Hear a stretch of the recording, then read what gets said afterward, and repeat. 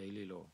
Look at those emotions that are continually infecting your ideas and decisions. Learn to question yourself. Why this anger or resentment? Where does this incessant need for attention come from? Here, Robert Greene outlines how we should analyze, scrutinize, and question. Sometimes we behave in ways that shock us simply because we reacting sporadically to things that happen around us.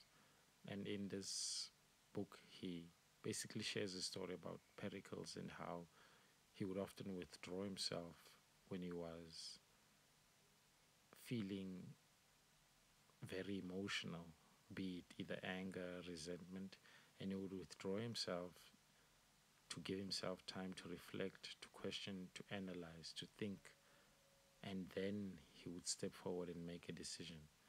And oftentimes we make decisions so irrationally, or we jump into making decisions while we are clouded with emotion.